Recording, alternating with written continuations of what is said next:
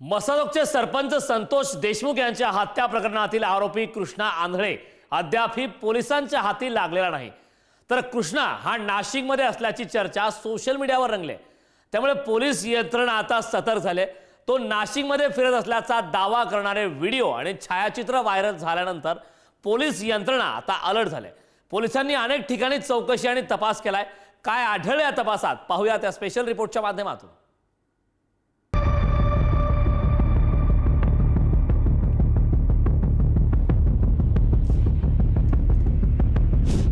मसाजोगचे सरपंच संतोष देशमुख हत्या प्रकरणात 7 जणांच्या मुसक्या आवळल्या, पण 8वा आरोपी कृष्णा आंधळे अजूनही पोलिसांच्या हाती लागत नाहीये।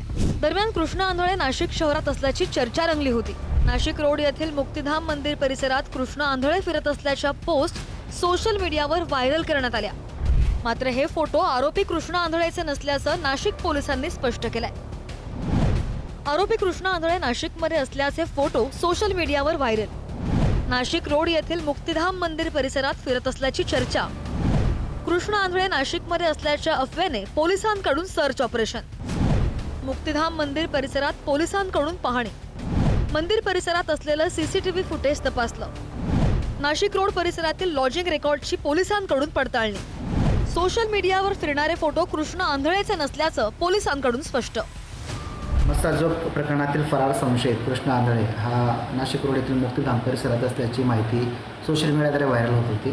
त्यामुळे आम्ही तात्काळ वरिष्ठांच्या मार्गदर्शनाखाली तसेच गुन्हे शोध पथक 1चे अंमलदार आम्ही त्या ठिकाणी भेट देऊन समक्ष त्या ठिकाणी सीसीटीव्ही फुटेज तपासले। त्यानंतर तिथे जे भाविक येतात त्यांचे रजिस्टर्स नोंदणी ते पण पडताळले। तर असा कोणताही इसम किंवा फरार संशयित त्या ठिकाणी असल्याची माहिती ही खोटी होती किंवा अफवा होती असं आम्हाला निदर्शनास आलेलं आहे। पवनचक्की कंपनीकडे 2 कोटींची खंडणी मागितल्याप्रकरणी मंत्री धनंजय मुंडेंचा राईट हँड वाल्मिक कराडवर खंडणीसह मकोका अंतर्गत गुन्हा दाखल करण्यात आलाय। त्यानंतर परळीमध्ये कराड समर्थकांनी सलग 2 दिवस रस्त्यावर उतरत आंदोलन केलं। या पार्श्वभूमीवर परळीचे आमदार आणि मंत्री धनंजय मुंडे यांनी 2 दिवसांपूर्वी परळीमध्ये धाव घेतली।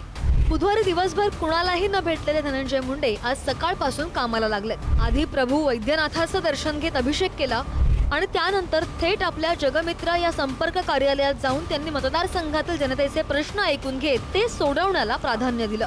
दरम्यान वाल्मिक कराडवरून त्याची पत्नी मंजिली कराड आणि सुरेश धस यांच्यामध्ये शाब्दिक द्वंद सुरू आहे। तुम्ही मीडिया ट्रायल करून स्टेप बाय स्टेप माझ्या नवऱ्याच्या एक गोष्टी बाहेर काढल्या। मी सुद्धा तुम्हाला स्टेप बाय स्टेप सांगत जाईल। ज्यांनी माझ्या नवऱ्याच्या गोष्टी बाहेर काढल्या त्यांचे सुद्धा काय प्रकार नाहीत ते सुद्धा मी तुम्हाला स्टेप बाय स्टेपच तुम्हाला आणून दाखवणार आज मीडियाच्या समोर। आज सुरेश धस असतील, संदीप सोळंके, संदीप क्षीरसागर असतील, बजरंग सोनवणे असतील, ह्यांच्या सुद्धा अंजली दमाने असतील, ह्यांच्या सुद्धा काही गोष्टी मी सुद्धा तुमच्या समोर आणील आणि त्या सुद्धा तुम्हाला दाखवावं लागतील। त्या सुद्धा तुम्हाला मीडिया थ्रू तुम्हाला जनतेपर्यंत पोहोचवावं लागतील। आका काय नाही करू शकत। आकाचा बाका 50 लोकांना प्रत्येक महिन्याला काहीतरी ठराविक रक्कम पाठवत होता। आका ठराविक लोकांना म्हणतोय, लोकांना शब्द वापरतो, तुमचं तुम्ही समजून जा। मी त्या माऊलीबद्दल काय बोललो का? महिला आहे ती माझी भगिनी, माझ्या भगिनीने केलेल्या आरोपावर मी काही बोलणार नाही। कोणताही पुरुष असेल त्यांनी माझ्यावरती आरोप करावे। व्हिडिओ हे ते अरे कुठंच काय सापडू शकत नाही हो। लय धुतल्या तांदळासारखं आयुष्य जगलेलं आहे। माझे काही व्हिडिओ सापडणार नाही। संतोष देशमुख खून प्रकरणातील आरोपी कृष्णा आंधळे हा 1.5 महिन्यापासून फरार आहे। परंतु कृष्णा आंधळेचा इतिहास पाहिला असता तो पोलिसांना गुंगारा देण्यात सराईत असल्याचं दिसतंय। कारण गेल्या वर्षी गावातील एका व्यक्तीला मारहाण केल्याच्या प्रकरणानंतर तो तब्बल 6 महिने फरार होता आणि त्यामुळे कृष्णा आंधळेला कुणाचा आशीर्वाद आहे का असा प्रश्न सध्या उपस्थित होतोय। नाशिकहून किरण टाजणेसह उदय नागरगोजे, पुढारी न्यूज, बीड।